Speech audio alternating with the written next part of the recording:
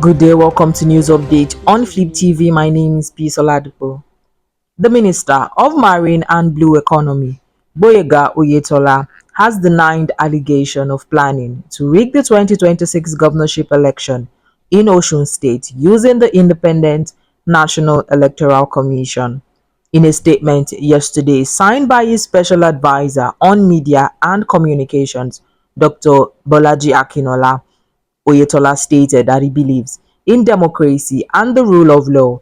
According to him, the allegations being peddled against him by the People's Democratic Party in the states are nothing but false, malicious, and part of a desperate smear campaign by the ruling party, which he said would face a defeat in the 2026 Osun State governorship election.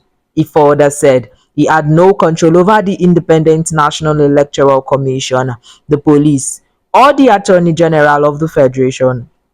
Oyetola therefore challenged the PDP to produce verifiable evidence to support its claims, saying that without it, the allegations should be treated as the dying gasp of a political party on the verge of another resounding electoral defeat. Meanwhile, the INEC has said that the biometric voters accreditation system machine is still a vital tool for voters accreditation during election.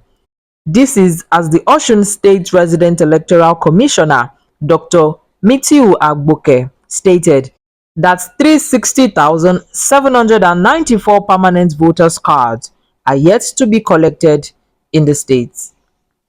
The presidency has dismissed as false and impossible the claim by former national chairman of the African Democratic Congress, Ralph Nwosu, that he was offered three ministerial appointments to pull out of plans to align the party with the opposition coalition.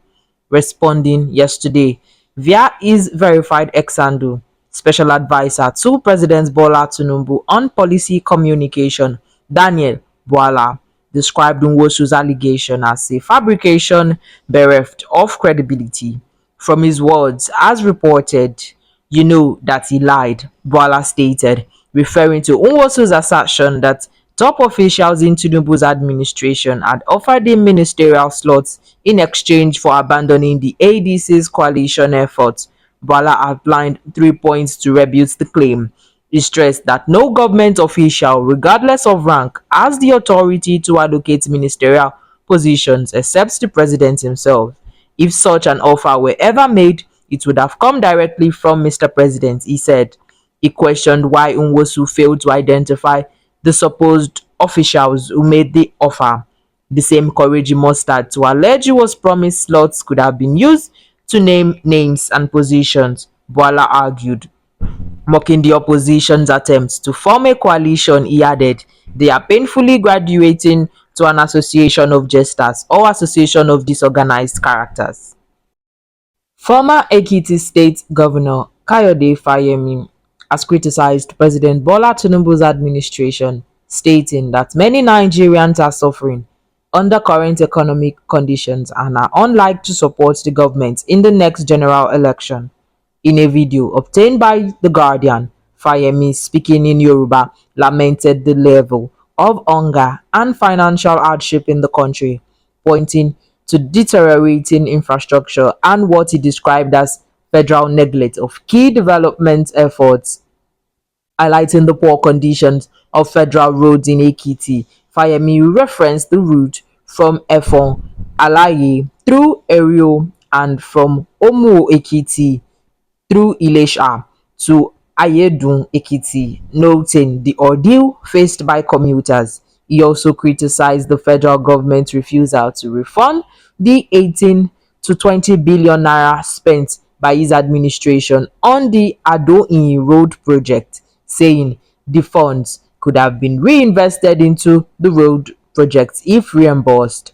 Fayemi's comments were made during a public function where the Speaker of the Ekiti State House of Assembly, Adeoye Aribashoye, and lawmaker Tope Longe were present. While acknowledging the necessity to reform like fuel subsidies removal, he criticized their precipitate implementations without adequate cushioning measures for citizens facing rising living costs and inflation. He also pointed out alarming delays in releasing funds to federal ministries and agencies, stressing that good intentions alone are insufficient to effective governance. The federal government has appealed to the National Association of Nigerian Nurses and Midwives to shelve its impending strike. Mohammed Dinyadi, Minister of Labour and Employment, made the appeal yesterday in Abuja at a meeting with the leadership of the association nurses across Nigeria under Nigerian Nurses and Midwives has announced a 7 days warning strike beginning yesterday night over welfare and other pressing issues. The aggrieved workers specifically are demanding for improved working conditions, better welfare packages, and increased recognition. Inadequate staffing, limited resources, insufficient remuneration, among others. The minister, however, implored them to step back from their planned action, stating that strike is not the best solution to industrial disputes. He urged the association to embrace dialogue while the government continues to work on addressing the concerns. NAN reports that the meeting will continue on Friday at the headquarters of the Federal Ministry of Health as the government works out a resolution to the disputes. That's all on the news. My name is Peace Oladipo. Thank you.